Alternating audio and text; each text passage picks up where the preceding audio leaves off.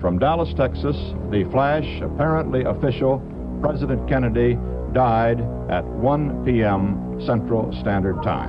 Why are you a conspiracy theorist? And I said, why isn't everybody a goddamn conspiracy theorist? This is the real research.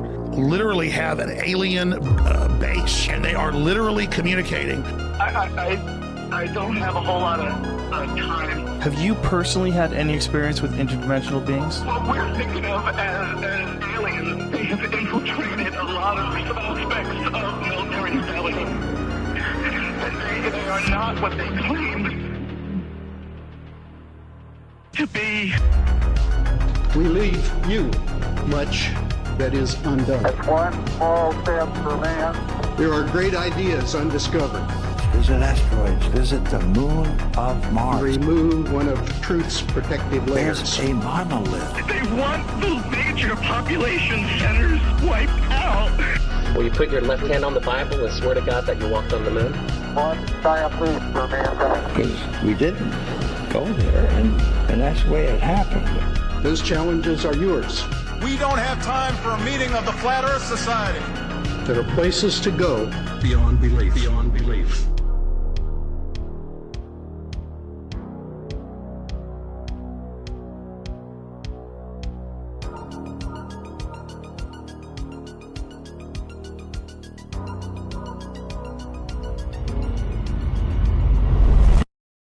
Hello and welcome to the Daily Conspiracy Podcast. We don't take days off because reptilians don't take days off.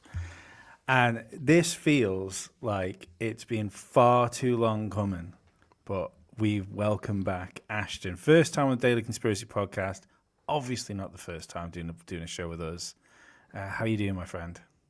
Doing great. How are you guys? Good.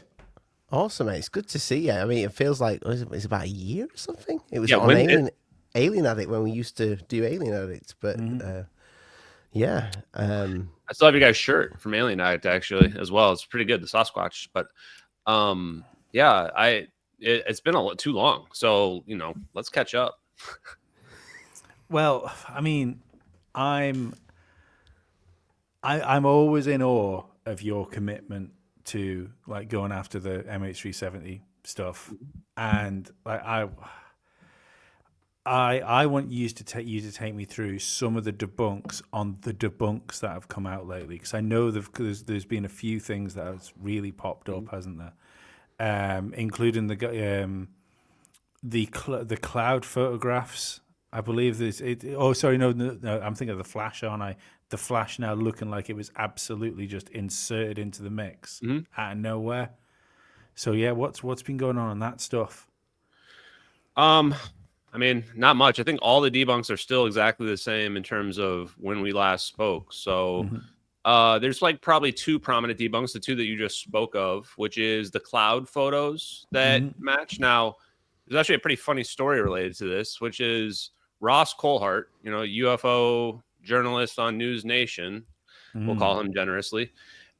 He came out harshly against me and the videos by saying that these cloud photos, match. He talked to his best buddy, Mick West, and there are these cloud photos that match on the internet that if you stretch it a little bit, the clouds match, and there's like a bunch of clouds match in 5 different photos that were found on an obscure Textures website.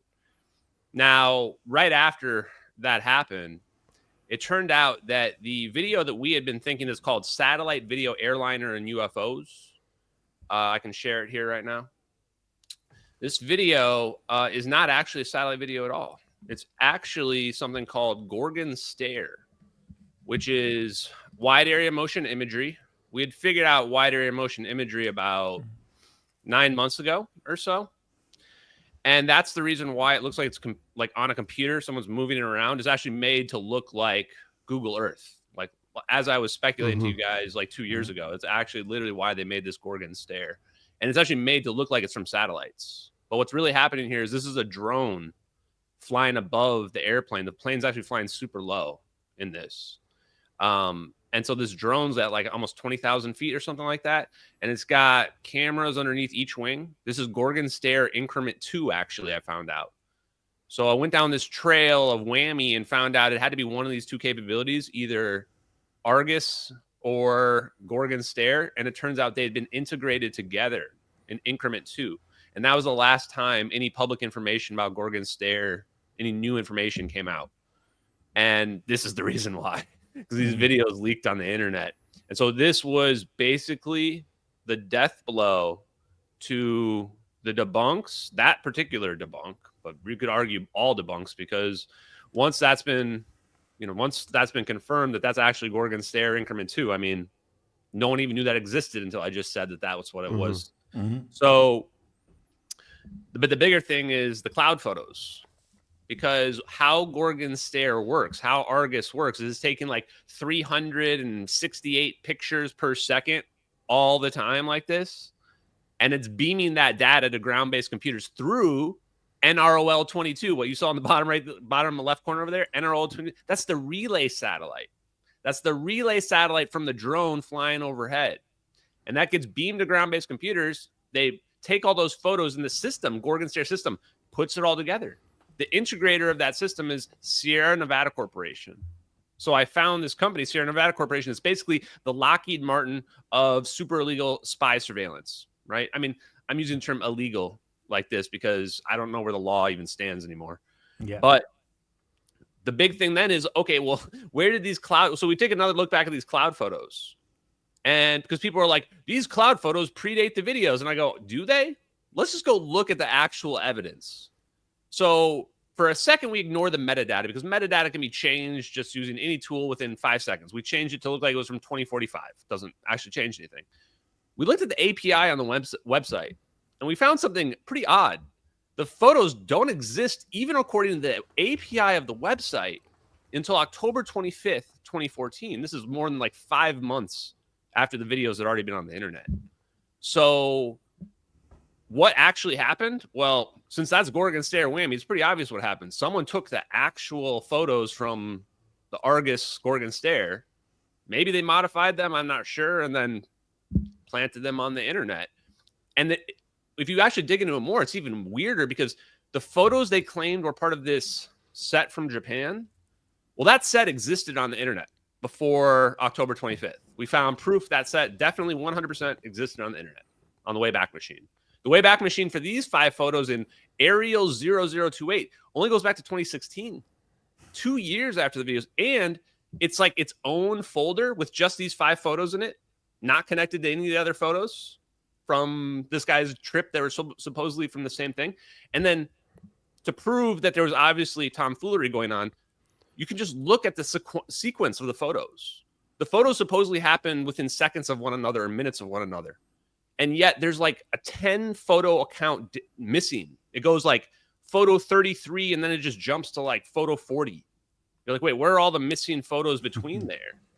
And then all of a sudden these 5 photos are there, and then all of a sudden there's a gap again. But you're telling me, wait, these were all taken on the same flight back to back? So either photos are missing here, or somebody just tried to insert these to make them look like they were part of another existing set. And so that's what happened. Like, as a statement of fact, that's happened. Go ahead. That's almost like damage control. Like they knew at some point this is going to reemerge, and people are going to start asking questions. And that's what I would do if I was wanting to cover something up.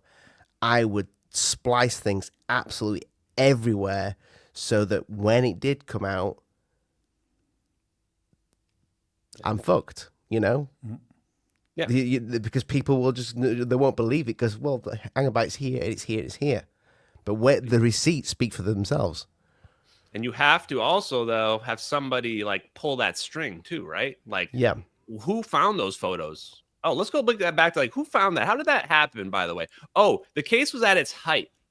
And then an anonymous 4 or 5 day, 6 day old Reddit account comes out of nowhere and says, oh, hey guys, I was just searching on some textures websites in like 20 minutes, and all of a sudden found these photos. If you invert it and you change the size, all of a sudden the clouds match. Like, dude, what are you talking about? It's the biggest lie I've ever heard. And that's exactly what you do. You throw it out there, and then you've got all these debunker, useful idiot type people, right? And then they just take it from there. They just take it from there. And it's kind of sad how effective it is, honestly. But you're right. That's exactly what you do. That's exactly what you do. I kind of expected more, to be honest. So that's like the big debunked, but it's totally destroyed by the Gorgon Stare claim. And then the best part of the Gorgon Stare thing is I've got literally people lining up to testify that that's Gorgon Stare. So this is the hilarious part about it, is that this is just the death blow. The Gorgon Stare revelation is the death blow to the whole anybody trying to claim the videos are fake, because I had my first source that said that they worked at China Lake. So the first thing I do is start searching back through my old posts, Discord stuff, like who was saying it was Gorgon Stare, right? Because a couple of people were. Reach out. One dude's like, oh, I worked at China Lake. This is like the testing site for Big Safari for the drones and the surveillance. Like I've seen like every version of Gorgon Stare, no question, no doubt. That's Gorgon Stare. And then they, just to add more credibility to them, they sent me photos of them with drones, and also sent me, they told me what the other camera was. The other camera that we had no clue what it was. Like we just had like, maybe it was like this, you know, L3 Harris. And it turns out it's a Lightning G4 pod by Northrop Grumman. These are like targeting pods that are usually on like F-16s. Right. That's what they have underneath. And it's that's another MQ-9 drone. So both of them are MQ-9 drones. The one with the pods over top, and then the other one that's horizontal to the plane. They're both MQ-9s. And the other MQ-9 is looking at the plane horizontally. We actually know now exactly the camera placement. There's a hard point number 5 that's pretty close to the belly. And this pod that's kind of just like, looks like a little torpedo. Its camera can kind of angle weird ways. And that's why we have this odd camera angle where you can kind of see the wing, but you can't really see the camera underneath the nose of the drone. So, you know, basically I already identified kind of all the assets. And then this is where I went back to Ross Coulthart and was like, dude, you just stepped in it huge, because you came at me with all this saying, oh, it's not a satellite video. I talked to my sources and my sources are so good. And I go, but they just forgot to tell you it's Gorgon Stare wide area motion imagery, which just like proves both videos are real. No. He's either being fed bullshit and being controlled by his sources, or he's in the know and he's knowingly lying. And the fact that I confronted him about it and he was like completely dodged again tells me, I mean, he has to be lying. I don't want to believe it, but he had no reason, like for me, when I saw that on News Nation, to even address it. And it was like, they had that question lined up, and you could tell that. And he had all the things that he wanted to bring to the table. It was clipped as well, wasn't it? He had that, he had that ready. Yeah, and he just got everything wrong, though, too. It was just kind of embarrassing, right? Like, you can't just start on and be like, Ashton thinks aliens zapped the plane. Like, dude, come on, man. Like, what? Have you even looked at anything I've ever said? Like, I've been saying this is all advanced military technology, blah, blah, blah. You know, and then he even got the debunks confused, too. A lot of people do, because the debunkers push this narrative of, like, it's exactly the same. It's exactly the same. It's exactly the same. That's what they want you to think. Because the other most prominent debunk is the earliest one, which is this shockwave that they claim matched, which was honestly, it was dumb at the time back in August 19th, the day that it dropped, or maybe it was August 17th. I think it was August 19th though, because they had already tried this claim twice already. They'd already claimed that somebody took a supernova effect and they inserted it somehow. And then that didn't work because people were like, well, supernovas are just like common physical things. You can't just say that everything looks like that. And they go, okay, no, we found the exact ink blot effect. Somebody literally says, I'm 99.9% sure this is the effect that they used. Here's the ink blot. I modified it a little bit. And then people are like, no, it doesn't actually match. You can't just modify blot. And then they did this one where they're like, oh, no, it's actually this shockwave that somebody found over here. But no, don't pay attention to the fact that the shockwave has 7 frames in it, but our zap, our real actual wormhole only has 4. So what? Now we're talking like, wait, they were editing frames out of a stock effect.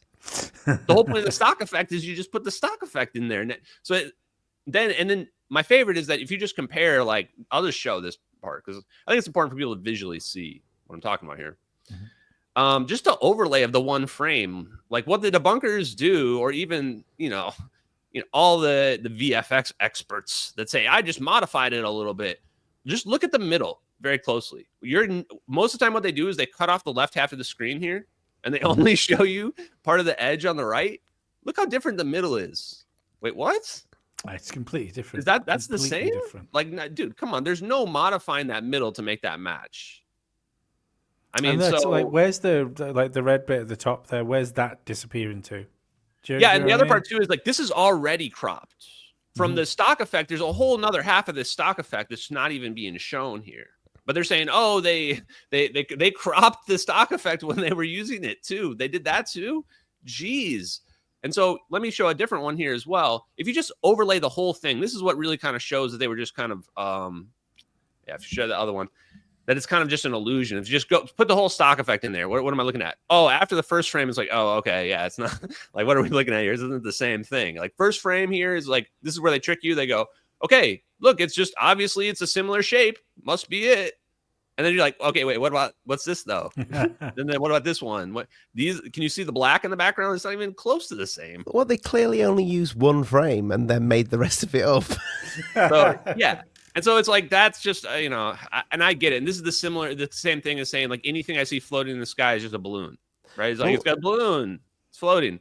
So can I just add that? So we covered this pretty much when you started to cover it. We started to speak about it, and then eventually you came on the show, and you came on quite a few times.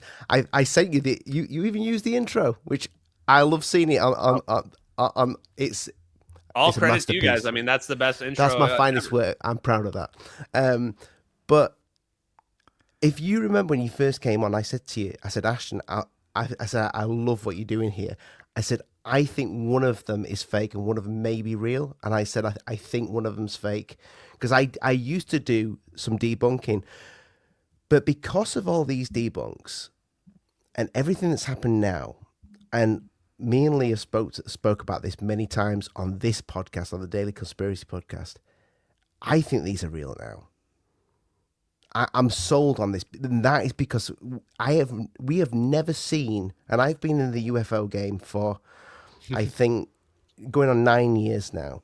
I have never seen a brutal takedown of UFO footage like this ever. I have never seen this. Not even with the alien autopsy back in the day. This is insane how this has gone. It's gone crazy. In terms of people trying to prove it's fake and stuff like that, you mean? People want blood. Yeah, people want blood. They really do. I love it. I just want to say, I don't know. I love it, man. It's just kind of a fun, it's not really a game. I mean, 239 people were on that plane, right? It's not really a game. And we're talking about some pretty crazy stakes, if I'm right about the technology at play. But to some degree, it is kind of a game, because the reality is, if I'm right, this is a massive information war. And we're basically just being brainwashed to not understand something that we should really be able to figure out. Teleportation, free energy. We should be able to figure those things out. And the only way, because people are like, if this stuff existed, we would have it. And I'm like, yeah, that's the thing I struggle with this is we should have this. They shouldn't have been able to hide this for 80 years probably. So how did they pull that off? Well, turns out we are a lot more susceptible to misinformation and brainwashing and control than we thought. And so for me, it's kind of enjoyable because I like to just break, I can see the narratives now and I can attack them appropriately. That's why I'm so effective. That's why so many people are following me. And, I realize too, I'm realistic about it. I'm not going to probably be the guy that gets this all across the finish line. I'm just going to do as much damage as I can to the narratives they're trying to put out there. And the first one, I think I mostly already helped annihilate, which is the blue beam one, right? The alien invasion is going to come. Because the thing I've been wanting to do is just demystify this. Those are not alien magical orbs floating around. Just because they can float in a triangle formation doesn't make them like aliens. To actually show people the physics, that those orbs are air-breathing magnetohydrodynamic engines. It's basically just an engine in there with drone, no person, and it's creating a plasma field around it using magnets. Plus, it has a laser in front. That's it. It's not really that special. The special part is, they figured out some weird aspect of quantum mechanics where they can just spin them around and quantum entangle that whole area and plane to a different location and then just, zap it through the ether, through an extra dimension, however you want to think of it. The fact that they figured that out, that's the part where you're like, okay, because that's ontological. That's way more than just okay, we've got a little bit advanced technology. You know, we got something that's more advanced than nukes, or we've got energy capabilities that are more advanced than solar. I heard that, like, oh, sorry, Glee, go on. I was just gonna say, I think that it shows how high the stakes are for this, and I think if there's one thing, and I don't think it's going to be the only thing the MH370 case proves, but the first thing it proved to me was how embedded. We'll just say they, because we say they about all these things. They are within everything. You know, like I remember first hearing you talk about this case on the Higher Side Chats, which I think was one of the first podcasts you went on to talk about it. And shortly after that, I remember that's around about the time we got in contact with you, and you'd just done like Julian Dory, and you were going to do Danny Jones, and like I like the Danny Jones podcast. There's been a load of episodes since then that I've listened to him and I've fully enjoyed them. But the fact that you came out, you did basically a couple of podcasts, and an entire hit piece was created with like that fucking special effects YouTube channel, like a big podcaster in Danny Jones, a fucking nobody podcaster really in Julian Dory. And I didn't realize just how already embedded, like Project Mockingbird type way, that this deep state, the them, the whoever it is, was in alternative media until this case. Yeah, and that's the funny part is because those guys would probably be like, I'm not deep state. I'm not CIA. You're making up fake stuff about me. And I'd be like, let's just look at the facts here, right? I was a random guy basically begging for attention from anyone. And then all of a sudden, two podcasters who are admittedly best friends with one another and also friends with apparently the Corridor crew, who are notorious debunkers that debunked the Tic Tac and Gimbal videos, even though those are already admitted to be real. They both decided they're both going to have me on back-to-back and back-to-back weeks. And then they had set up also this plan with the Corridor crew to remake the videos, which they weren't able to do, and they had to shift that narrative. And when I'm there, I find out that they're super connected to the spooks. Like they have CIA people on all the time. They're trying to intimidate me with FBI people. Like, so it's not a matter of them necessarily being, you realize how it actually works is more subversive than what people think. It's like they talk to them behind the scenes and tell them like, this person's a bad person. You should, take them down and it'll help your reputation. Use it as a, pedestal. I don't know exactly what they say, but it's stuff like that, or because they're friends with them and they're getting them all these huge guests, is that you can take advantage of that, and you can persuade them to do certain things. So if you look at the timeline of it, it's pretty obvious because no other big podcasters were like, having me on in general. And then you look at how it played out too. And it wasn't like they were, they definitely had an agenda, but it wasn't like they were actively trying to disinform, like for Julian Dory, it was like, he was trying to treat it like an interrogation, and he was trying to attack little insignificant things, which is still shitty to do for sure. And have a 6-hour interrogation where you do that. And then to like edit it in a dishonest way after that too, because you felt like it didn't go the way you wanted. Like, geez, man. And then for Danny, fine, believe whatever you want about it. I mean, in the end, they'll get what's coming to them when all is said and done, assuming I'm correct, and I am. But for him, it was more of like, here's my issue with him, is that right after the Julian thing, I knew it was hit piece, right? And so I reached out to Danny because I'm like, this guy's saying he's your best friend, and I'm going to go on your show next week. Like, what's going on, man? Don't worry about what he got Danny Jones. What? He was mean to, what do you mean it didn't go well? Are you fucking kidding me, bro? Are you kidding me? I know you know all about what's going on. So he's playing dumb to me the whole time. And I'm like, okay, I'll still come, right? Even though this other guy like didn't even pay for my hotel when I came to visit him to do his show. Like, okay. So then I go on his show and it's more bullshit. It's more bullshit. He's sitting there. He's got a trap prepared for me that he doesn't even tell me about. And then when I see through the trap, because he's an idiot, and I won't sit there and try to pretend to look nervous when I'm not. And that's exactly what he's trying to do to me. I'm literally taking notes because I'm afraid he's going to edit the video out of context too, just like his best friend did. So I'm taking notes of all the debunk things because I'm going to destroy them easily. And I didn't even have to. I destroyed them in the interview. And this is the part where people have cognitive dissonance and they think like, oh, Danny Jones destroyed you. What do you mean he destroyed me? He said, you don't believe experts? You don't believe experts? Corridor crew aren't experts. What are their credentials? They're not experts in anything. I am like easily, because I remember watching that, because I think if I'm not mistaken, I think you came on Alien Addict that evening after that was on. It was Danny very Jones, close to after it. Yeah, I think it was like I think it was that evening. I think that his show. Because if you remember, Ashton, I think he had his guard up a little bit with us because you thought, okay, what is he? Some more motherfuckers that have got something planned here? Yeah. But I remember watching that podcast and given how popular Danny Jones is with his audience, and his audience fucking trashed him in the comments for that interview. And I don't necessarily. I mean, yes, and this is the thing people realize too is that, and I'm also seeing this today too because I destroyed this other guy.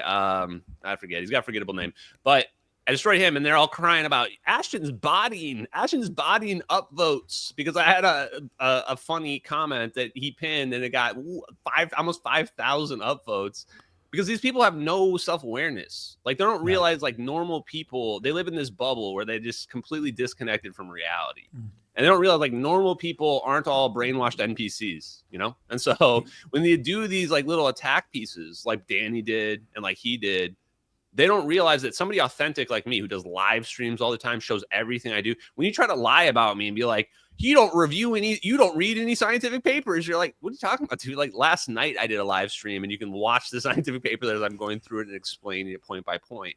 Like that stuff just bounces off me. And then when they get this huge backlash, they're so surprised, like, what? Well, yeah, man, it's because you live in a fake ass reality. And this just makes me super glad that I chose to do it all live stream. You know, all the information that I get in, I would just release right away. Like I'm not telling people, wait until 7 o'clock on Saturday or prime time to get the newest egg video or whatever, you know? So I say good luck to those people. Go ahead. This is what I would like to know because we've seen how ruthless people are trying to debunk this. We've seen there's been umpteen people doing it. There is you were going to go on Joe Rogan by the looks of it, and there seemed to be voices in Rogan's ear to stop that as well. I want to know who you think's narrating this to try and stop this. Have you thought about that? No, I mean, let's be honest. Okay, if I'm right, that's like the United States' most powerful super weapon. I mean, it's something more powerful, scarier than nukes. So, you know, it's like the CIA might be like obligated. Hopefully, it's the United States super weapon. Yeah, I mean, I hope it's not somebody else's. Jeez, but no, it's definitely ours. I mean, that whole thing's an operation that's going down on that plane. Once I realized it was Gorgon Stare, like everything started to unravel. It's like, oh, this has to be an operation. And even though people think that, like, okay, like it turns out there's a lot of bureaucracy in the CIA. There was a lot of, especially under Obama, at the exact same time, we were just indiscriminately taking people out that were terrorists, essentially. So you realize, oh, and then they got in a lot of hot water because, you know, they were doing operations that public probably wouldn't look at the ratio of the innocents that we took out and justify it. And a good example of that was the SOCOM commander. The commander of the Special Forces was Admiral William McRaven. He's now with Palantir at the moment. Just coincidence. And they killed like somebody's whole family in an operation. Like, and it was just not justified at all. And they just gave him like a sheep. There's actually a real story about that. It's like, give him a sheep for, reconcile. So I don't think they really cared about that. So what really must have been going on was that the CIA was running an operation against China or Russia. In this case, had to be China related to those semiconductor engineers. Because once you dig into the science, you realize like, oh, this is all about who can micro size this technology the fastest. Whoever can get the Star Trek replicator the fastest, game over, they win everything. So those engineers at the time They could have had a lot of different information. It could have been about more than just patents. It could have been about just like whole lithography manufacturing like designs. Because the whole point is the better. It's kind of like a situation where why do we have it already, where you get some technology and that makes the materials manufacturing get better, and then that makes the technology get better, and then the materials manufacturing. So it's almost like a ladder where it's jumping up and up and up and up like that. And so this is where you see it. You realize you got to hamstring your opponent because you need to have the best microchips and what have you, which I would guess the defense contractors in the military has like way, way, way better than what we can publicly get access to. But I agree with you on the Joe Rogan thing that people clearly were talking in his ear and others. And for some people, but clearly people want you on there. I've seen your name mentioned like quite a few times now on Rogan. Well, this is what I was gonna tie it back to the other thing, because you guys said like clearly people are embedded, right? Like these, you can tell which podcasters have certain people in there. Right? You can tell by their guests in a lot of cases, because if they're having people who are like CIA type spooks, usually if they're just lofting them softballs and things like those people don't do interviews with somebody who they can't control the conversation essentially. And so you see Hal Puthoff go on Joe Rogan. I mean, Hal Puthoff is literally connected to everything. He's connected to all the technology. He's connected to all the main scientific papers the DERDs that I've been talking about. And because I've really upped my knowledge on physics and science, and Hal Puthoff is MJ number one. He's at the top. He's the smoky man in the corner. He's the guy. He's connected to. He looks like the smoking guy. He looks like it, and he acts like it too. He's so calm and chill, and like just you would never, seems like an old chill grandpa. It's like no, he's like actually the guy orchestrating. Like probably he might even be the guy orchestrating me getting this information out. Like why haven't I been silent? Somebody's got to be helping out. That's how bizarre whatever's going on behind the scenes is here. But he was just on Joe Rogan. And the whole interview was mostly just scripted. Like he's asking him all the questions where Hal has all the, story that he's already said packaged, ready to go pretty much. Except for at the end, the quantum communication thing was pretty interesting. Because I've been researching a lot of the scientists who are building the stuff now. And I'm like, yeah, that could be a thing that's actually happening. And then when I read the dirt about quantum EPR experiments, quantum entanglement experiments, like it says right in there how they can actually do quantum communication, like literal right now, engineer it on the benches immediately. And you go, wait, what? What do you mean, Ashton? No way. Everybody tells me it's impossible to send information, faster than the speed of light. No, it is 100% real, 100% possible. They found a way to build the EPR experiment and set it up where there's a switch. And you can essentially just flip the switch. And what it does is it turns on or off the interference pattern. So the wave function either is on wave function or slits, just like how the double slit experiment works. Mm-hmm. And the reason why that's so big is now you just created a 1 or a 0 with your switch. So now I can just send binary to another system. Now you just created a literal faster than light communication system. And then people say, but wait, we can't, what happens about time, right? Like you can't send information back in time. If you do that, you're going to break causality. Well, the very next part of the paper, this is by Dr. John Kramer, experimental nuclear physicist. He says, well, what if we just engineer the retrocausality out of the system? Wow, that's smart. Okay, so what do we do for that? Okay, well, we have a sender and we have a receiver. These can be separated by any amount of distance, anything we want. And we can control the protocol in such a way where no matter, based on the distance, or it's kind of hard to explain from a macroscopic scale. You have to kind of look at the benchtop experiment, but you can control the distance on one path of the entangled particles. And this can just engineer out the retrocausality. So basically what you do is you make it so that at its fastest, it would be instantaneous. So it would never be retrocausal.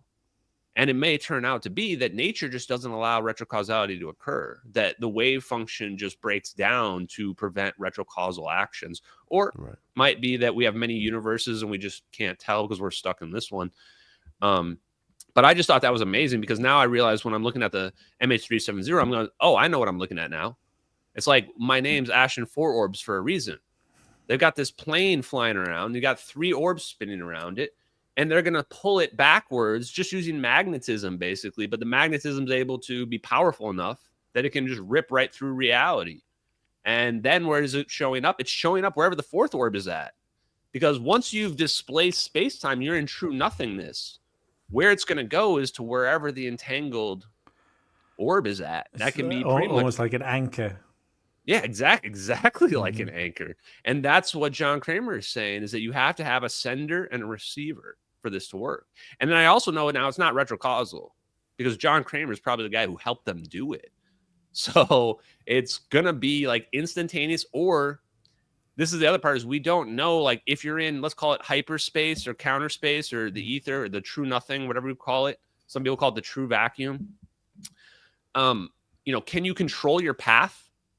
What I mean by that is, it turns out I was right about time dilation, meaning when you disappear through the ether, when you show up, theoretically should be based on the distance divided by the speed of light.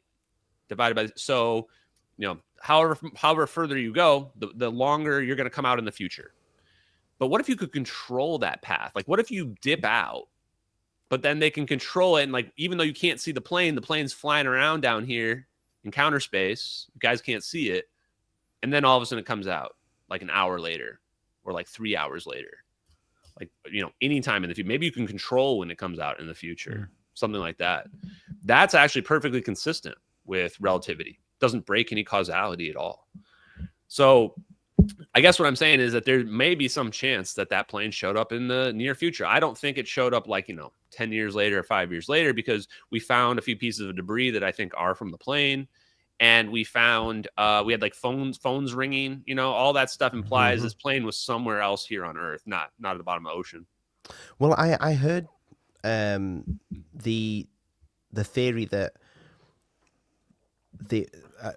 you've always been about the fire that happened, and then it made a turn, but they wanted to divert the plane. And am I right by saying this, that the theory is that the military, the US military, elite military, should I say, then said, we're not having this, we need to get that plane now. And that's why it may have happened. Oh, yeah. So the expanded story related to that, now, assuming this is Gorgon Stairs, that's the CIA. Like that was brand new surveillance capability that I technically hadn't even been announced yet. It wasn't even really announced till like a month later that it was operational and ready to go. I think it was June or July. So a few months later. And then the other camera, that was color FLIR. People are arguing that the color FLIR didn't exist. So those were like super advanced surveillance being used. This had to be a CIA operation where, just like the letter to Ashton Forbes said, that these people were defecting to China or something. And we literally let it happen so that we would have justification to run the operation. Where now this is where it's like, I actually had more ontological shock when I started to realize this, because you really start to wonder, like, how are we justifying some of these operations? There was no other way, or did we just kind of let this happen? And then because we knew we'd have legal justification to run an operation on it. But yeah, I think that they started the fire intentionally at that point because they wanted the plane to be away from China. And it's also a fallback plan. If for some reason the operation doesn't go as planned, well, the plane burns up and falls into the ocean. But the thing I think a lot of people ask is, well, okay, the plane's on fire, turns around. They're trying to get it to go away from China, away from their detection mechanism. Why are they bothering with these orbs? Why are they bothering teleporting the plane? Maybe they were trying to retain the scientists. Maybe they did retain the scientists. How do we know? No bodies were ever found. The hull of the plane is never found. So maybe they did retain them. Maybe they were alive. Go ahead. The phone, that would explain it, though. The phones rang. So if they did get the plane somewhere else, that's why the phones rang. Because phones don't, especially back then, phones weren't waterproof. And phones now, it's something like 3 meters or something, like, and you cannot put them in salt water because after an hour they're buggered. You cannot. So you can't ring somebody underwater when phones are underwater, especially back then in 2014. Not a chance. Yeah, they had this guy Jeff Kagan go on, and this is where you realize how embedded these people are. Is of course I go look up like, okay, who's the guy saying that like phones could still ring? This is the dumbest our claim I've ever heard. Like you can debunk it in 5 seconds. Just turn a phone off and call it. It does not ring ever. I could understand one. I can understand one phone if one person had a diversion set. But I could even take a couple. I mean, okay, if it's just even a couple, I'd be like, okay, whatever. It's the phones act weird sometimes, right? That's what I would say. Well, it would be a diversion that they've got set up. But how many did get ringed? Well, Do we know? 19 family members signed a joint statement saying that their phones were still ringing of their loved ones. So I don't know how many total that means, but it's enough for me to be like, okay, if families care enough that then the point is they want them to track the phones. They're like, dude, the phones are ringing, track the phones. They're like, nah, we're not gonna do that. Like, just think about that. This is what I'd ask people too, is there was also a picture of Philip Wood, actually a black picture that was supposedly posted by Philip Wood on 4chan, and it had coordinates in it of Diego Garcia, the military base that everybody was saying the plane went to. And you'd be like, should we go check? No, we shouldn't go check. Just have a little peek. Don't go check there. No, yeah, sorry, nothing to see here, people. Like, dude, the way people are acting about this is so crazy. It's the same irrationality of like, why are people even attacking me? Why are people attacking me at all? Like, think about that. What exactly have I done to justify people attacking me? I've never taken advantage of anybody. All I'm doing is like explaining science and physics and technology the United States government has. It's like, oh, that's why you're explaining science and technology the United States government has that they don't want the public to know. That's why people are attacking you, because otherwise there's no reason to. This is a completely cold case. The official story of what happened to MH370 is they don't know. It just disappeared without a trace. The narratives are all bullshit. None of them are real. Do you think the negativity benefits you? Do I think what? Do you think the negativity and like attacks benefited you in the long run because it's because it just made it so intriguing? Like we say, it's just an unusual thing to happen. It would have just been left without that. It's just a UFO video, a crazy UFO video of UFOs abducting a plane without all of the research that's gone on top of it. Yeah, and I think this is a good evidence for why a lot of people out there aren't. They're just NPCs. They're not CIA spooks, because the CIA wouldn't want some of these people doing what they're doing, because, yes, they elevate it because the videos are so compelling that when people are coming at you like that, it looks inorganic. In some cases, it is inorganic. And that definitely helps to escalate and get more eyes on it. Like, would Candace Owens ever have invited me if it wasn't that controversial, right? Like, I think that's part of the reason. Like, she doesn't talk to people who talk about UFO stuff and advanced science stuff. So yeah, it definitely helped in the beginning for sure. And I think it probably still helps now. This is what I would tell people is like, I just did a video yesterday where I just completely annihilated this guy, just annihilated the Professor Dave.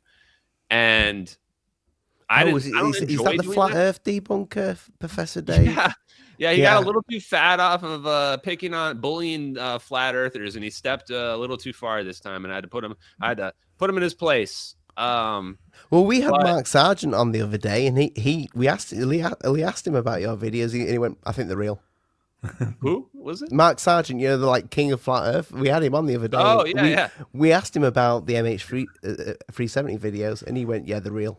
I think those are real." And I help the flat Earth community too. I mean, I don't believe the Earth's flat, but I think you can, if you look at it the right way, that what we see as 3D space is kind of an illusion, then I think you could make a flat Earth argument. I've just never heard the flat earthers make that argument, so I can't support it.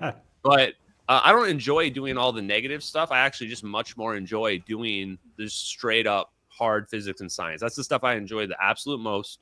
But the reality is, just like you guys think, the drama and that stuff it gets more attention, it gets more eyeballs, and it serves the purpose, And then sometimes, like with the Flat Earth Dave or whatever his name is. No, I'm just kidding. With Dave, there is a Flat Earth Dave, though. I know there is a real one, So I shouldn't, and I think he's my friend, so I probably shouldn't hate him. Yeah, he's been on the show. Yeah, he used to be on the show. I still think we're friends. So what I was going to say though is that with stuff like him, it's like I do have to push back on that because like everything he says is kind of wrong too. So otherwise, I'm going to get a million people coming back and me going, "You didn't address this or that. What did he say?" Like I saw people going, "What did he say that's wrong?" I'm like, I don't know, just everything, start to finish. Like starting with 0 point energy is not real. Claiming I'm not a journalist, even though obviously I am. I mean, I'm doing journalism. I'm researching stuff. That's called journalism. Yeah, he doesn't have to agree with you. He could turn around and say you're a bad journalist if he really wants to, but he can't take away the fact that you're doing journalism.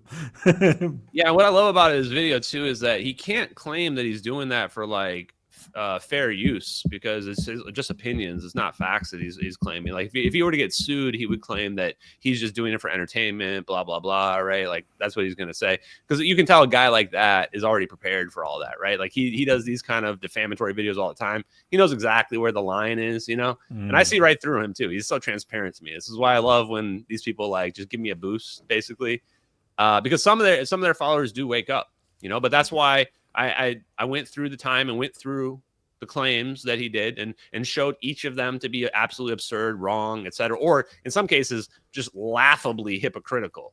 Like, don't come and make your video and start saying that I'm not a journalist, even though I am. And it turns out you call yourself a professor and you're not a professor. You're a complete con man who failed school twice and fired from his teaching job.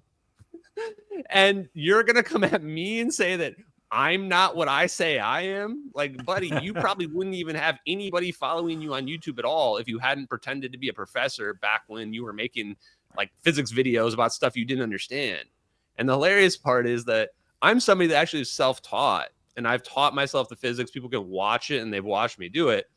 And he's somebody that's not taught at all. Like I can actually understand the concepts. He's a guy that just reads off a script, right? He pays somebody else to say, tell me what I should do on this script, and I'm just going to make a video and do this scripted thing. And that's why he does reaction stuff, because he can't do actual science. So somebody like that versus me never has a chance in a million years. I mean, it's embarrassing, honestly. I think the 0 point energy stuff is interesting because I keep saying like we keep hearing things about the robots and AI advancement and stuff like that, and no one ever actually talks about where we're going to get the energy for these things. You know, it's like how these things, because it's you see like the idea of the Tesla robots and stuff like that, and you go, oh well, that's good. I'm sure that'll work really well for the 5 minutes it'll work for before you have to recharge it. We need a massive advancement in energy for us to move for us to move into this sci-fi future that we keep seeing the carrot being dangled for us. Dude, you nailed it, right? That's what this is all about. It's all about energy. I keep thinking back to like, what was the big turning point in the case for me? It was when I figured out this is about free energy. Is that even if you don't believe those orbs are producing free energy, which they're a miniature fusion reactor just using super powerful magnets. They're producing as much energy as we probably ever need. Even if you don't believe that, then just the fact that we watched an airplane that's the size of a Boeing 777, it's one of the biggest planes in the fleet, just disappear like this and then reappear, and it just looked like a little pop, like it didn't look like a nuclear explosion or something like that.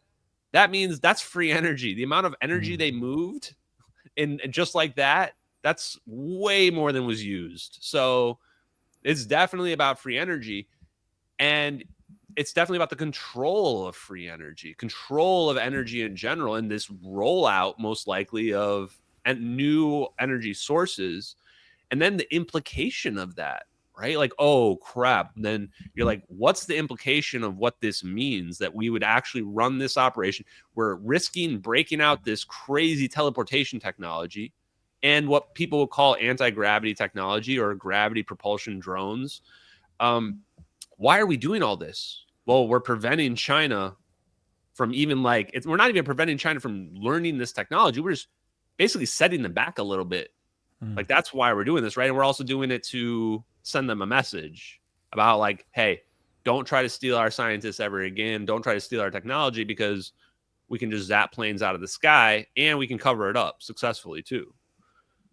It's scary to think about, like, you know, how far are you willing to go to, if that's your justification, you can pretty much justify anything that would be, you know, a pretty horrific act. Well, that's a good segue to this question, actually, because Do you think this like fucking reviving of like UFO and alien disclosure, is that like just something that's stuck in to muddy the water to hide the technology we have, which is like far beyond, like generations ahead of what we think is the pinnacle of technology right now? Yeah, that was actually what I wrote on my thing right here, was that I think aliens are absolutely being used to dangle the keys, you know, in front of the people to look over here. Look, aliens might be real. And for a lot of people, that's ontologically shocking. But I think for most people, it's not. I think for most people, especially because of how stressed we are as a society right now, aliens just really don't register at all. And this is another reason why I've been able to get so much traction. It's just from a narrative perspective, people just don't care about aliens. And for me, I don't care about aliens because, teleportation to me is like up here compared to aliens. And then when we're talking about free energy, well, I mean, that's just beyond all the scales. I mean, that's changing everything about humanity forever. You know, that's how big free energy is. We're talking about Star Trek type stuff. But here's the thing about it. Yes, I think they're doing that, but I also think the aliens must be real. I mean, if we can teleport, well, why can't aliens be real? I mean, that's like the biggest hurdle to aliens not being real. If all points in space and time are really connected, the bigger question is, where the hell are they?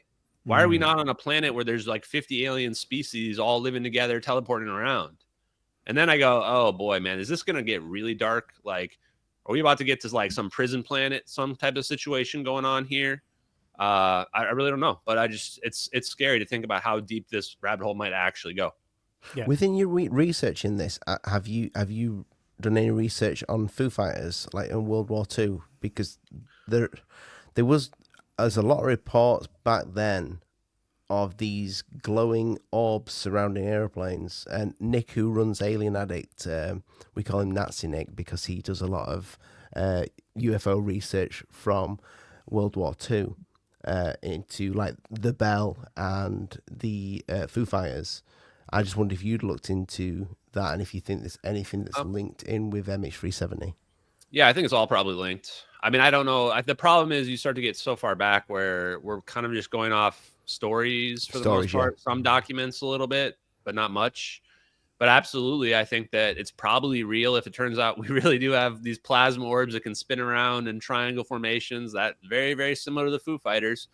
That's where I would agree with Lou Elizondo, though, who says we have this temporal problem, though. So, I mean, we were, early 1900s. There's no way we could have had air-breathing magnetohydrodynamics, right? Like, that's just way too advanced. So something else would have had to been going on if that's the case.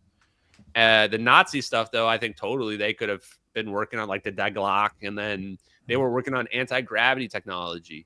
But it's just clever use of physics is really all it is. Same way where like we can make a balloon float, it's the same concept, but using electromagnetism instead, using the ideas of what Tesla was doing. So for me, the question then is the things that I researched more was stuff like Unitel. That's like the biggest revelation, where I went back to this old website that was about this company Unitel because I remembered their macroscopic, what was it called? Superconducting system, quantum system or whatever. And how, it was one of the first weird companies I found that was looking in this stuff. And I went back to it because I had realized what's happening to the plane is quantum tunneling. It's scaled up quantum tunneling, the same quantum effect we get where an electron can just somehow go through a wall on the small scales. And we say, well, instead of the wall being the insulator is space-time itself, is the 0 point energy. That's the insulator because space-time is made of 0 point energy. So when I realized, I went back to the website and I go, that's what they were saying. They were saying on this Unitel company, they had built a system where a macroscopic object would quantum tunnel between any 2 points in space-time. And in order to pull this off, what did you need? 3 orbiting drone vehicles. Interesting. I literally listened to the founder, Larry Maurer, talking to Tim Ventura, who's APEC guy. People don't know that. Look him up. Credit to Tim Ventura. It only had like 40 views. It was an audio interview. And there he is explaining it. It was so perfect to the videos. I just superimposed it over the top of the videos. I was played it on InfoWars with Harrison Smith. And it's crazy. It has to be connected to this. It's just too close. It's too perfectly explaining exactly what's really happening in the videos from a physics perspective. So then I get in touch with Paul Kirsch, because both the founders, I think, are now deceased. At least Larry is for sure. He died in 2011, so a while back, even before the videos. And this story is from like the 2000s. The point being of this story that I can't tell if like this is the origin of the videos or what have you, or of the orbs, because these explanations seem so accurate. But it could be that when I talked to Paul Kirsch, he said they had a UFO experience, and that's how they figured out this teleportation orb technology. And I go, what do you mean? They had a UFO experience? Yeah, and they even claimed they had a download apparently. And so, of course, my question is like, Paul Kirsch in a different interview says he basically took their work and he turned it into a book, and like he clearly had a personal relationship with them, and was saddened by their loss, and I can tell he has a heavy heart over the fact that this technology never went public. And he's doing an interview and he's saying he met with Eric W. Davis and reviewed it with Eric W. Davis, their work. And I'm going, what? Eric W. Davis, the guy sitting front and center in the UFO hearings next to Annapolena Luna, and she's giving him baddie eyes. And I've identified him as the guy that helped them figure out the teleportation technology in the videos. He's Hal Puthoff's right-hand man. He wrote 6 of the DIRDs of the defense, 6 of them. 6 of those scientific papers Eric W. Davis wrote, including the warp drive one, the extracting quantum energy, the laser light sails, and the wormhole paper. And so I'm like, what, dude? I'm like, did you talk to Hal Puthoff? He said, no, he didn't talk to Hal Puthoff. He said, Larry did. What? The founder of this thing talked to Hal Puthoff, the guy I'm saying is MJ #1 at the beginning of this interview? No way. I'm just like this. How can that be possible?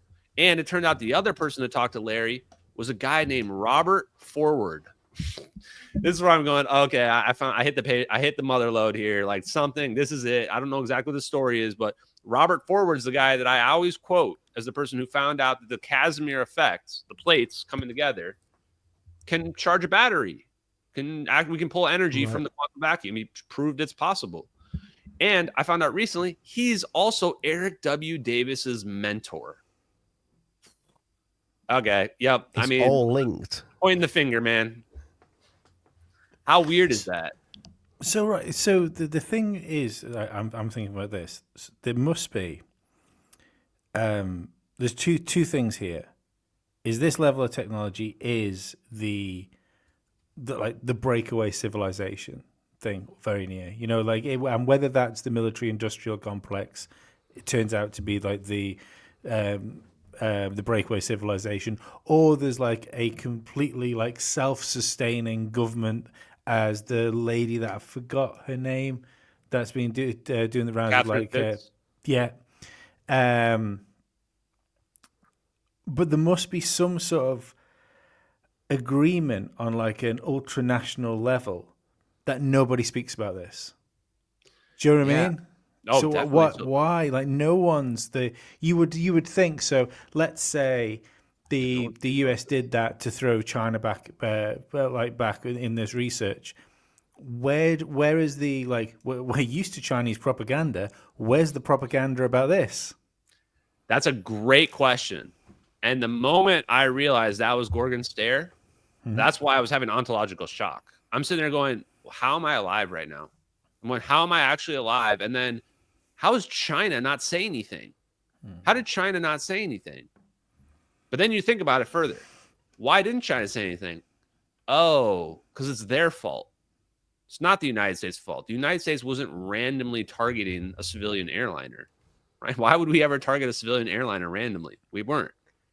We were doing that because China's the one that had an operation going, and we just messed it up. So if China were to actually get this out, technically this is China's fault. Don't try to steal our people.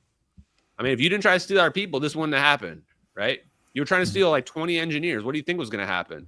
Yeah, we're going to slap your hand. That's the dark underbelly that I don't think the public is ready to really accept, is what is actually the United States doing to maintain the level of power that we have. The reason why these hypersonic missiles aren't coming flying into our country right now is that anybody that touches us, anybody that even thinks about messing with us, they will see atrocities never before seen on this earth. Never before seen on this earth. The war would be over instantaneously. So yes, it's like there must be some unspoken high-level agreement about we're not going to talk about this technology, because the moment we do, we flip a switch, and now whoever has the best version of this technology just takes over the planet, just wipes out all their adversaries instantaneously, or something horrible like that. It almost seems like the public are the only people that don't know that this technology is out there, and that all these high-level countries are like trying to advance it to a level where they create like some sort of doomsday device and they can play a Mexican standoff or something, you know? Which would explain why they don't want you on the biggest podcast in the world. It would, yes. And also, the other thing that scared me was realizing that this is not that old. Like, when they were doing that to the plane, that was probably pretty new. Like, I think what happened was, just like the letter told me, which I'm pretty sure that letter was actually like a white hat. Because here's the other thing. The United States doesn't even care. Why was there a letter to me about, you know, encouraging me to go on? Why did the French father have a source come to him and tell him that the Americans know what happened? And there are 2 AWACS in the area. Because the Americans, they probably feel justified. About why we did this. We're not really even afraid. At the end of the day, if the information comes out, that just, you know, triggers the next level about it. Now, we didn't necessarily want it to come out, but it's out there now, and we have to spin it however we can spin it. But the part that was scary is that letter says quantum computers are where this took off. Like, we had the free energy understood. We had gravity manipulation understood since the 60s. But when we got quantum computers, what did that do?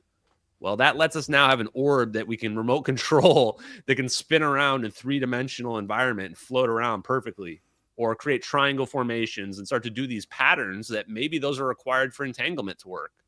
So now you basically, with quantum computers, with this super processing power, we've now just turned this gravity manipulation technology into, you know, we've hit the singularity, so to speak, in terms of what we can do with it.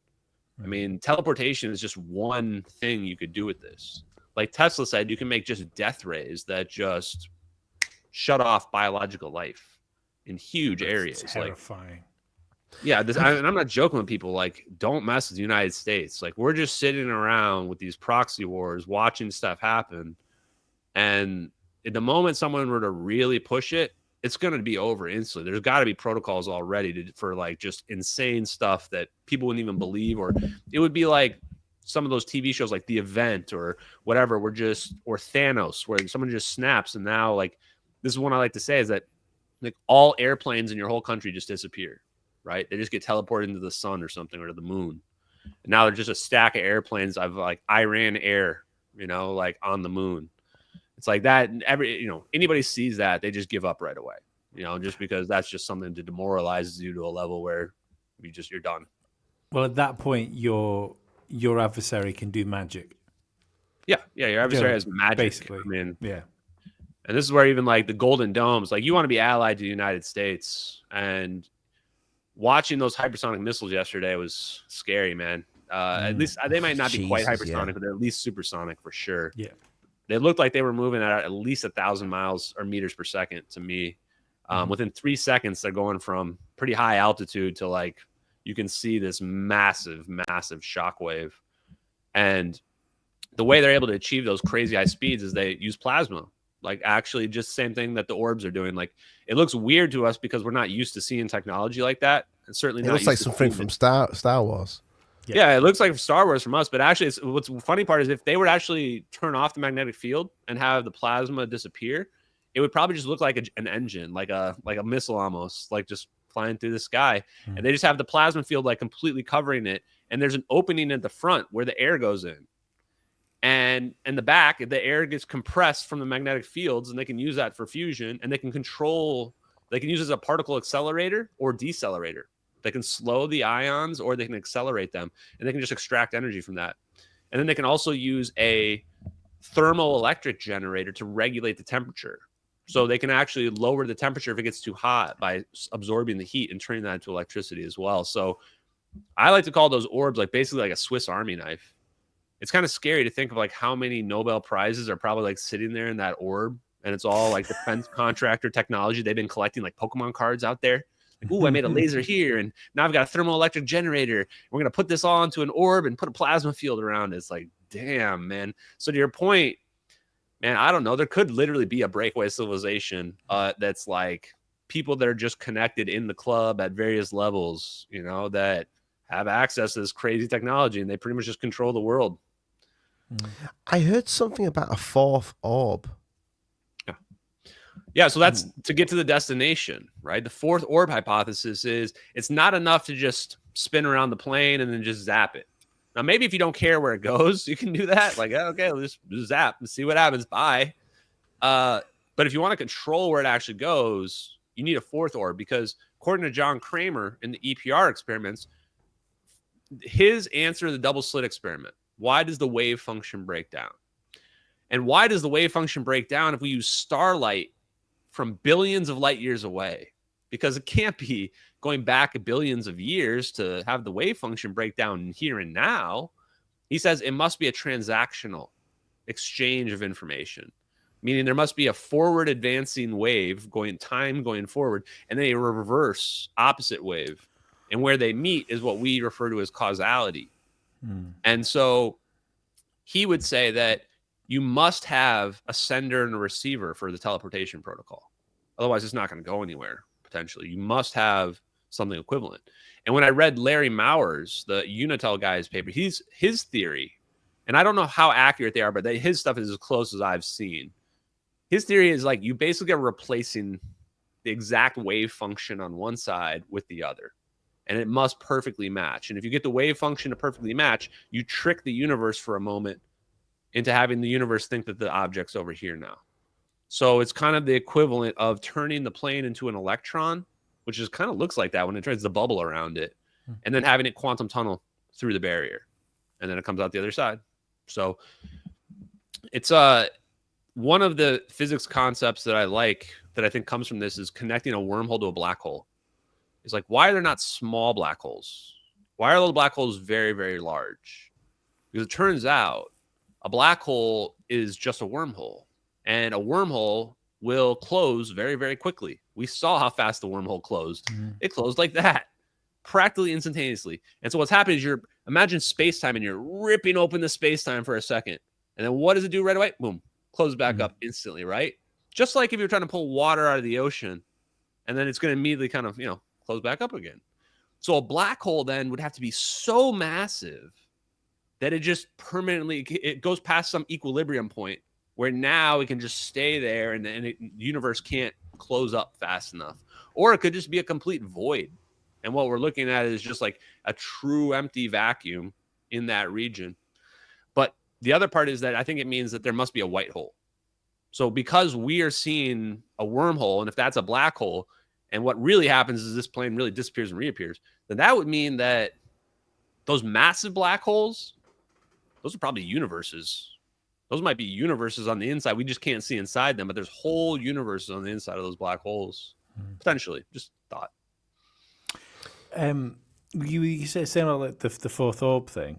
Do you think the video from Spain, which shows something similar to the three orbs around the passenger plane, do you think that's legit?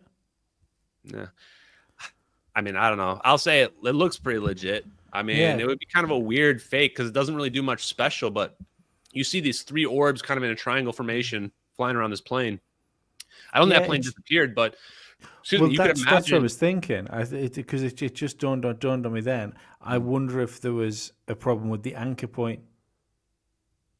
Yeah, I mean, that's an interesting point, is that if you look at the EPR experiment, it says, like, what would happen if it failed?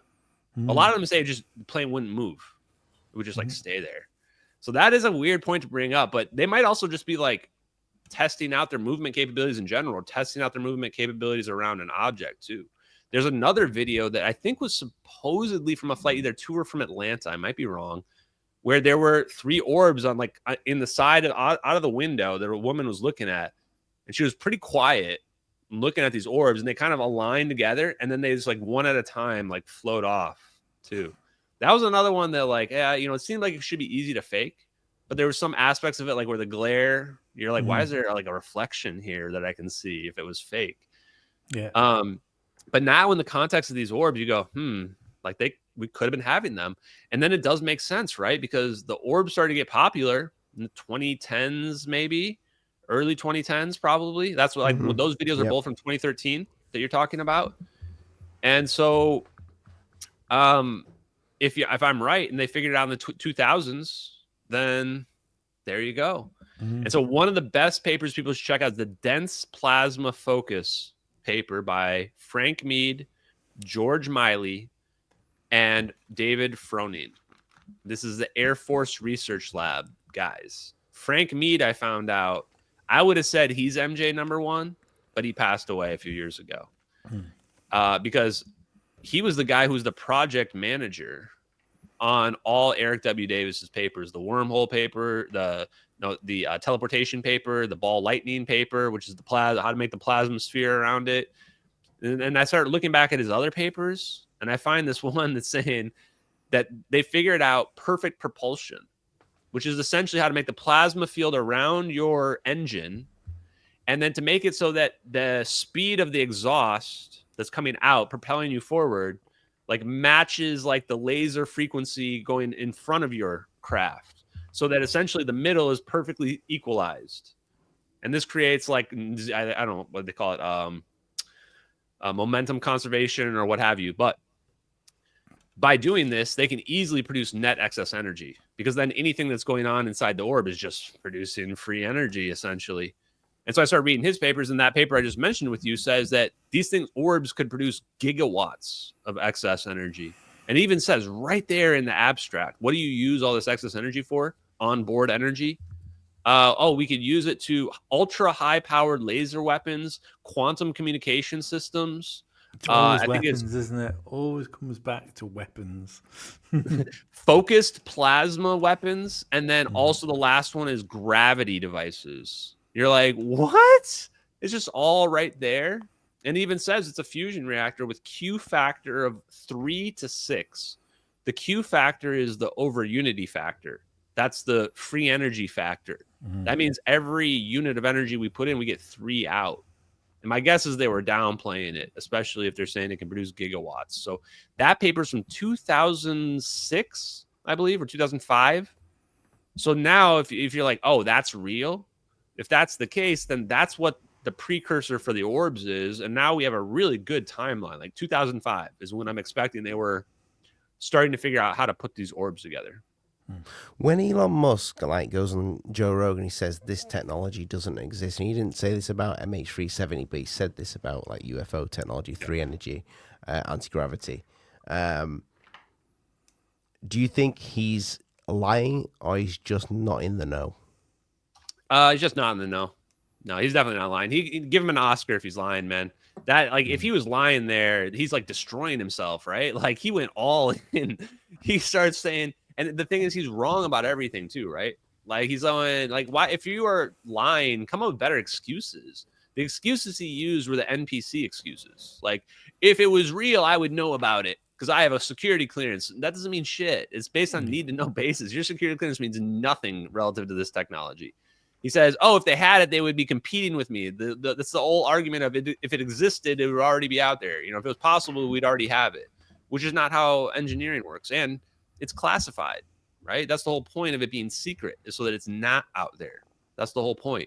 And then he's like, oh, Lockheed and Northrop Grumman would be, you know, destroying SpaceX if that was the case. What does he think he's doing with SpaceX exactly? Like, we're not getting any closer to Mars. That's not going to happen ever on a SpaceX rocket. I guarantee you that.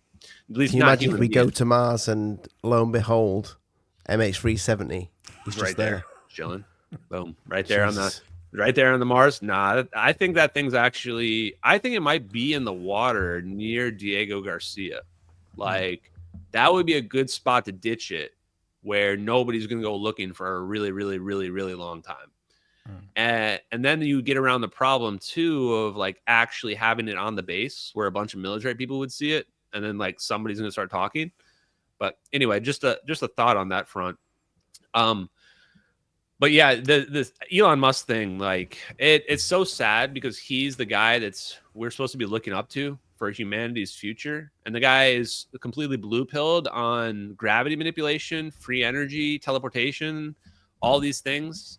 I mean, the person that we should be looking up to make us an interstellar species needs to understand that we are not at the pinnacle of humanity right now, not even close. We're just fire worshipping primitives, basically, who have completely ignored electricity for some reason that I can't quite figure out. So yeah, I think that Elon has no clue whatsoever, and I look forward to him being red pilled on this topic for sure. Who do you think could blow the lid off this technology? I mean, I know you're trying to bring these videos to light, but I think you're going to need somebody with money behind them to bring this technology to life. Is there anybody you think's out there that you think, well, I'm not really worried about that. Like, it's a situation where those videos will get proven real. It's just a matter of time, and you can't force everything. So I don't really look at myself as somebody who's going to necessarily, like I said, get us across the finish line. I'm just an accelerationist. You know, I'm trying to accelerate that process. I'm looking at this technology. I'm going, it's at least a dozen Nobel Prizes beyond where we're at. So I think that's a reasonable thing to say. That's like 100 years beyond where we're at right now. So if I can even shave off 50, I'll consider it a win. And if I can somehow shave off more than that, 75 years off that, we can get this within the next 25 years, I might still be alive. I might still be alive and be able to teleport somewhere. So that's pretty much what I'm doing. And I'm just going to take advantage. Like, I'm not going to force the situation. That's how you make mistakes. Just react to what the other people are doing. I'm already making huge strides. I mean, Hal Puthoff being on Joe Rogan probably doesn't even happen if I'm not saying his name all the time. And then Sonny White on Joe Rogan. I'm basically the only one who's been promoting his stuff and saying that, you know, he's the guy that tested the Impossible drive, the EM drive, and showed that it had anomalous thrust. And then he's going on Joe Rogan and just literally handing him a prototype free energy microchip, saying that if we build this into an array on a microchip on a wafer, that we can literally just charge my phone forever, never have to plug it in again. And I'm just sitting there looking at people going, how are people not listening to this? How is this not front page news on every major news station? You know, like this guy's a prominent scientist and engineer. So last thing real quick I'll say is that it's coming, man. It's coming. Like the fact that Sonny White's already got a prototype microchip, basically someone's waiting for like to be let loose. You know, they're like being allowed, wait for permission to get it out there. I think you were right before, and I hadn't thought about it actually in quite the way you put it earlier on when you were talking about the fact that people are in such like a high stress mode that realistically 90% of people aren't paying attention to anything apart from just getting through the day and getting home and getting back to bed and then getting up and doing the same thing in the morning. I think that's what happens then, because you get, like you say, incredibly credible people come out that say incredible things, and it just comes and goes. I don't know what rectifies that. I don't know how we rectify that part. And the wild thing is what these people are talking about. What these people are talking about could probably facilitate what we would need to take some of that stress back off people and allow them to sort of interact and absorb the world a bit more, like fully. Yeah, I think purpose is what a lot of people are missing too. I mean, you look at the protests, and what are people even protesting, man? I don't even know if people know themselves half the time. I think they're just looking for a reason to exist, a reason to do something. That's where I wish people would pay more attention to science. You know, I think the saddest part, like I said earlier, is that people care more about drama than they care about science. That's our biggest issue, is we're not willing to teach ourselves, so therefore we become dependent upon experts. It turns out the experts are just predetermined by the authority, by the government. Oh, this person is the expert. Listen to them. Well, you know, that only works if we keep ourselves ignorant. So we really have to educate ourselves, I think, to get around this problem. And that's why, you know, I've been doing what I've been doing. I'm just doing cleaning up my little corner of the world. Do you think that's always been the case, or is this a modern phenomena the breakdown in trust of, I shouldn't say breakdown in trust because even though it's there, but the actual because I think that there was a breakdown in the institutions before we stopped trusting them. Yeah, it's been getting worse. I always think of one of the South Park episodes. Can't remember if it was censored content or I think it's that censored content episode, but where the people start to realize that all the media is just garbage propaganda stuff and it has no real substance, and Jimmy does a paper that's just the facts, just the actual facts. And I think we've gotten so far away from that point. We've gotten to the point now where it's more about what you feel, how people feel, than whether or not what you tell them is true or not, which is actually just crazy to me. And that's basically what that whole episode was about. It was like, we have to get back to the point where it's more about just what the facts are and not about this whole narrative. Like a good example right now, I live in Minnesota, and unless it's happened in the last couple hours, there's a gunman on the loose right now that assassinated politicians. Shit. And they aren't releasing his manifesto. There might be information in there that's pertinent to the safety of the public. And I can't think of any reason why you wouldn't publish the manifesto of the guy that might help us find the guy a little bit sooner or give us some insight into why he's doing what he's doing. And the only reason why I could think that they would hide manifestos like this is because it's got something in there politically that is not beneficial to them. That's just the only reason why. Just like the school shooting. Exactly like the crisis. Yeah. And even if I'm wrong on this, you just have to be transparent, man. You have to be transparent. When you're not being transparent, we can't tell what's going on. So I don't want to hear any arguments either about copycat people, blah, blah, blah. I don't care about the risk of copycats. The public deserves to know the facts. Don't give me any gaslighting about why you have to hide information from me, right? That's never the answer. Well, that's what it's one of the reasons why YouTube isn't as good a platform as it used to be, because at some point the state became the nanny and it decides what we can and can't do. They think we're stupid. Essentially, they think the majority of people are stupid. It wants you to see the Tic Tac UFO, the jellyfish UFO, anything but the real UFOs. And that's one of my messages for the UFO community is when they attack something like MH370 footage, go back and look at the Concorde footage, because there's one of those fucking little orbs that goes up and then it cuts off onto the clip, but it is there in that footage, and they try to debunk that back then as a reflection of light, and it's blatantly an orb. Have you seen that one, Ashton? Yeah. Oh, yeah. Is that the one that is? Which one is that? The one that was flying next to the Concorde, or is that the one that shot down the missile? It's the 19. I think it was 1980 something, and it's just a clip of the Concorde, and you see this orb go up. It sits at the window, and then it goes down. I've seen it right now. Yeah. Okay. Here, I can actually share it real quick. It's incredible. And they try to say that thing was reflection. That's not reflection. No, it's bullshit. Okay, let's take a look at it. The wild thing, it'll always be not to sort of on drama. Oh yeah, it's great. But that's pretty interesting. But this one looks solid too, right? So part of it as well is that with the plasma, they're able to modulate the frequency, and so they can control whether or not it's visible. So I think there might be more than one thing going on too. And I also think that the plasma sphere phenomenon might be relatively new compared to them doing electrogravitics, more like that Booga sphere that everybody's been talking about.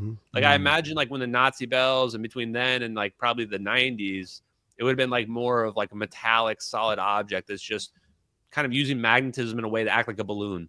Just kind of it's powerful enough that it can't really do something crazy, but it can still do stuff that looks magical to us in terms of floating around. Bet sphere as well before it, the Bet sphere as well. The Bet sphere too. And so I don't know enough about those where I just don't know enough about the history of that stuff. At least where I'm at right now is more of the modern history and research of the gravity stuff. But I'll give you guys another. This is fresh off the presses. Oh, brand new connection. I was looking. First thing I did was I started looking into the magnet types they might be using on these little ramjet engines they have, because they have these super conductive magnets they have to use to make this work. And I'm like, oh, maybe they get these magnets from China. That would be kind of crazy if we need China like for these magnets. Turns out we don't, because they're probably using electromagnets. And I'm like, oh, okay, that's cool. Electromagnets can be like more powerful. I mean, there's some pluses and minuses or whatever. I'm like, well, what kind of electromagnets? Well, one of the big electromagnets is YBCO superconductor. And I went, wait, that sounds really familiar. And this is because they need to have very powerful superconductors that have magnetic fields that can make sure this plasma stays like in this shape and doesn't dissipate. That's the exact one that Ning Li was working on in the 90s. Remember Ning Li, the one that everybody's talking about? The lady went missing. Yeah, that died. Exactly. She was looking at spinning YBCO superconductors. That's what she was researching. That was the gravity research she was doing. I'm going, holy shit. They were using that to make these orbs because that's the electromagnet they need to make the bubble around it. Sorry, did she go missing or did she die? She did die eventually, but she also went missing. Both. All of the above, actually. I mean, from my sources that are generally pretty good, they said that she went dark working for Lockheed, basically. Right. Or, and then these people they're not trying to get media attention. It's not like she was like, necessarily in hiding. She's just wouldn't talk to people. And then she had her car accident, what have you, and then eventually passed away, which is sad. But I think the bigger part of the story is like, you can see that they were putting the pieces together to like make what these orbs have now turned into. And I also think that it's Lockheed Martin technology. It's one of their hypersonic programs that the DARPA and what have you are working on. I'm actually working on trying to figure out which exact one right now. We will figure it out eventually. There's a couple that I'm eyeing that look pretty possible, but they just don't reveal like any capabilities about this stuff. They don't even there's no pictures either of any of the hypersonic stuff that we have. Well, it would make sense when you look at things like the Concorde, when you were talking about the footage that came out not so long back where those orbs are next to another plane, but it doesn't disappear. That sometimes they just run exercises. They test them. Yeah, they could just be testing them, and that's where I think people are seeing stuff, and then you can use the alien thing to say, actually, in fact, this is what the Wall Street Journal article said. Everybody's attacking this Wall Street Journal article because it said that aliens were being used as a cover-up for advanced military programs. Yes, it is. But that doesn't mean aliens aren't real. And the problem is everybody's so committed to their thing. They go, oh, they're attacking me because they're saying this. It's like, no, aliens can still be real. But yes, they can also be using it because the thing you saw flying over your head was an orb that we were working on air-breathing magnetohydrodynamics with lasers in front of it, right? And this is where you've got to challenge the UFO community and say, when have you actually seen the alien, right? Like seeing a ball of light isn't seeing an alien. I mean, we can talk about conscious plasma, sure, but, show me the reptilian alien, show me the insectoid alien. Like we have a lot of videos of orbs flying around. We don't have a lot of videos of insectoids, I'm not saying they can't be real, but they're just probably so advanced that they can teleport, they can send drones, they don't need to come see us. And if they wanted to, they can probably just be invisible whenever they want to. I mean, that's probably really the level of technology that like we are aspiring to achieve, that guaranteed some civilization already figured out 1 billion years ago. If you want to see an alien, I mean, have you seen Linda Moulton Howe? I've seen, I think, pretty much all of them. There's a couple that are, somewhat convincing. Yeah, I mean, it's absolutely it's intriguing. This MH370. There's one thing that I did want to ask you, and I brought this up. We did a show about MH370. Was it about 3 weeks ago, Lee, when we were talking about this? And I've been into UFOs since I can like an early 13 years old or something. And ever since YouTube started to put UFOs out, one thing I never saw until it got released, and this is not me. By the way, this is not me saying that it's fake at all. I'd never seen MH370, and I'm a big believer, and you might think it's crazy, in the Mandela effect. And I said to Lee, "Holy shit! What if it's either simulation theory, or we have slipped into some sort of time thing, and those videos were never there, but we're seeing them now because we're essentially somewhere else. So we're seeing. Do you understand where I'm going with this, brother? I think about this pretty much all the time. Does anybody remember the videos before? Does anybody actually remember them? I do, and that's part of the reason why I don't think that's the case. Actually, is that I'm super glad I actually saw one of those videos way back when. That was part of the reason why I chose to like actually go behind this, because I was like, wait, I saw the color FLIR one way back in 2014, like that summer. I never had seen the one that's now Gorgon Stare. I'd never seen that. That's why I got so compelled right away. I was like, wait, there's another video in perfect synchronization? That's crazy, because I had just dismissed it. But to your point, I also remember like seeing it, but also like it just like I just ignored it. Like I almost like didn't remember it. Almost like I was an NPC myself at the time. Like, doesn't look like anything to me. Okay, close. Like, hey, should I have looked at that again and been like, why is this? What is this? You know, I didn't even think about it. And so, and for people to think like I'm not scamming anybody, I'm not making up any stories here, I'm just going through my own journey here and what have you, is, man, when I realize a lot of this stuff, yes, I sit there and wonder like, man, it is probably, we're getting to the point where it's more likely that this is all a Truman Show situation, and there's, you know, this is, or something really weird. Like, yes, somehow I'm controlling, I changed you have reality. orbs in your name. Yeah, I have orbs in my name, right? There's like a lot of synchronicity. So at some point you do kind of wonder, like, you got to keep yourself grounded though, you know, and this is why I use a lot of humor in what I do, because when you're dealing with stuff that's so ontologically shocking, you got to ground yourself in some truth, some humor, what have you. So yeah, I don't know. Cause yeah, I mean, especially if there's multiple universes, then there's universes where those videos exist, universes where those videos don't exist, where those videos never got leaked, where they did get leaked. Universes where we're living around like the Jetsons right now, and universes where we're all destroyed too because of this technology, because of the power of the technology. So yeah, ultimately I'm just playing this out like you guys are, like whatever, I don't know what the answer is. Let's just roll the dice. Well, I don't care what anyone says. I am dying to see you on Rogan. It's gonna happen eventually, right? Like, it's just, it's not going away. I think it's going to happen. When I saw Duncan Trussell talking about you and those videos the other day, I thought, right, there's only so many times that the Rogan like inner circle can be talking about this stuff before you get on.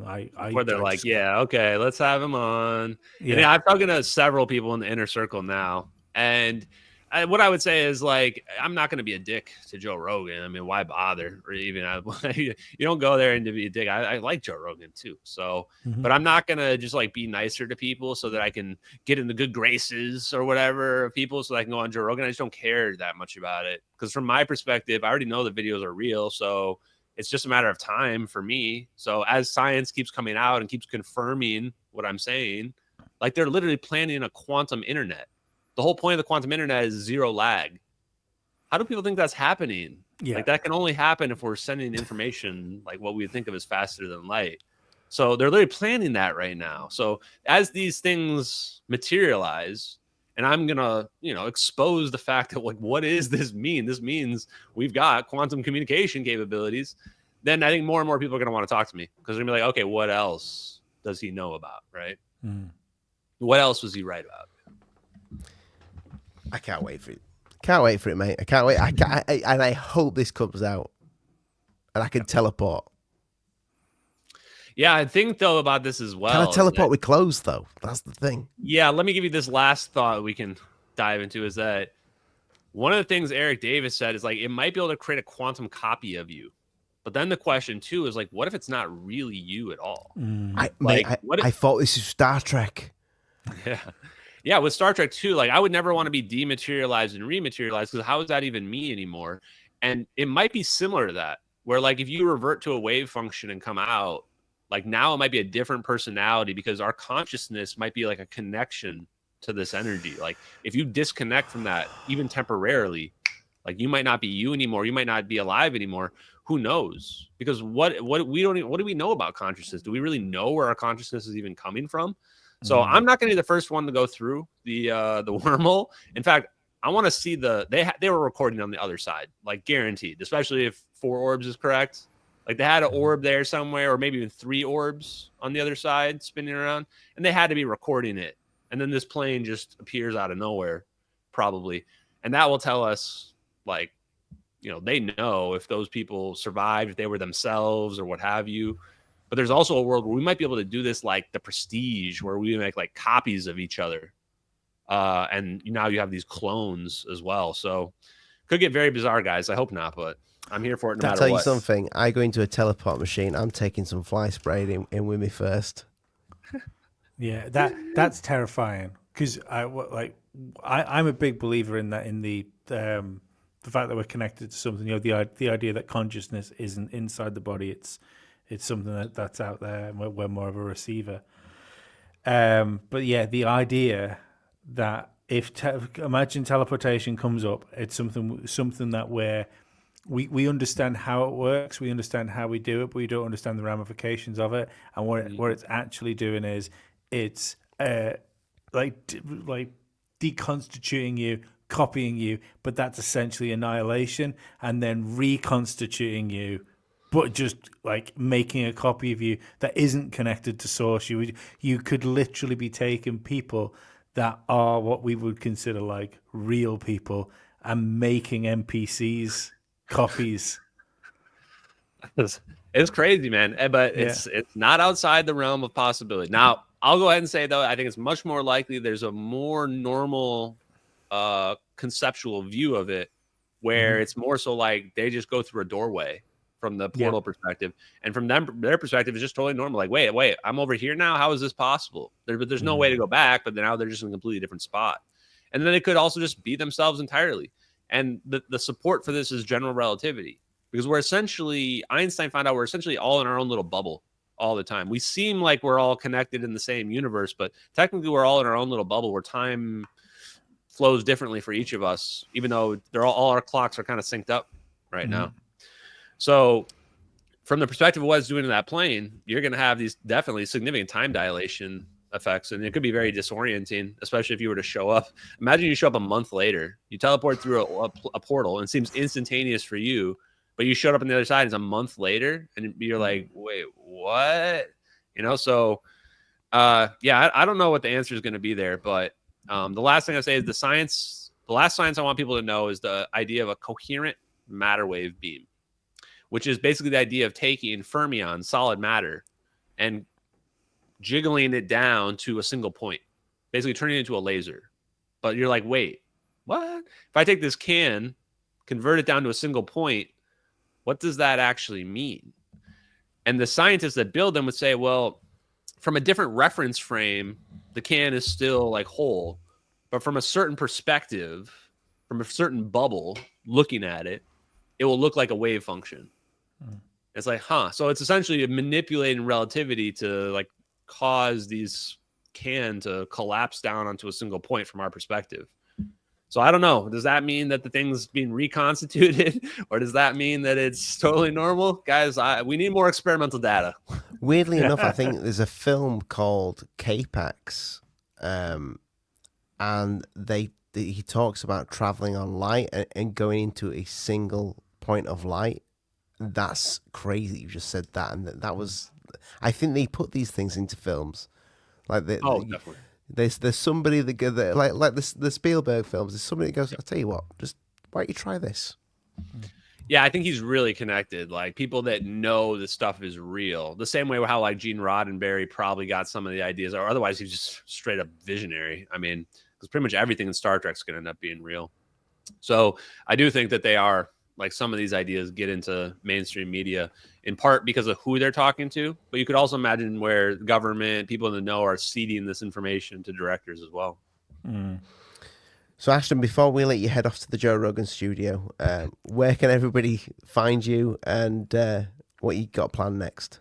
Yeah, thank you guys. At JustXAshton on all social media except for Rumble, where I'm at Just Ashton, but I'm branching out on the social medias. I've got people helping me do a lot of that, which I appreciate. Appreciate all the people doing the clips. The next big thing is going to be Cosmic Summits coming up June 20th. I'm going to be doing discussing the DIRDs, the Defense Intelligence Reference Documents, as well as some other papers that we talked about here. And then after that, I'm going to be on Tim Pool Tim Pool Culture Wars podcast. Nice. I've got I think it's gonna be an amazing lineup.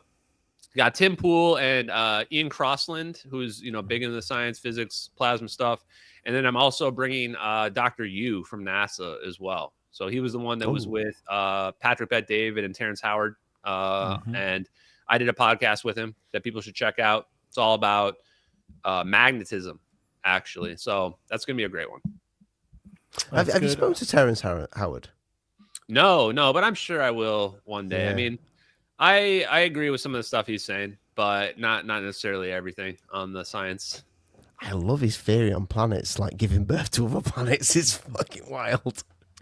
Yeah, one day I'm sure we'll talk. I'm 100% sure. Well, Ashton, mate, it's been an absolute pleasure. If you stick around just for 5 minutes at the end till the intro's gone. But yeah, guys, make sure you do all the good stuff, like, share, and subscribe, all that jazz, and give us a 5-star review. Go check out Ashton if you've not seen. If you're living in a cave and you don't know who Ashton is, go check out a plasma vortex. Yeah, that's the one.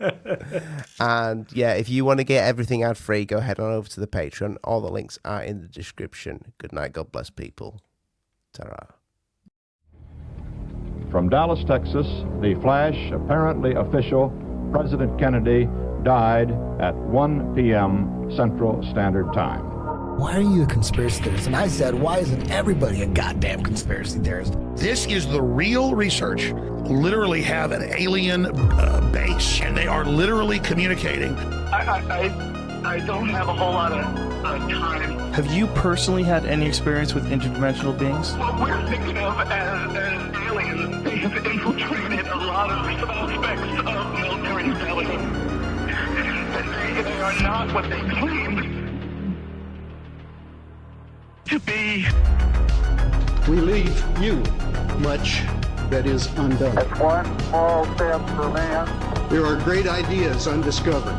Visit asteroids, visit the moon of Mars. Remove one of truth's protective layers. There's a monolith. They want the major population centers wiped out. Will you put your left hand on the Bible and swear to God that you walked on the moon?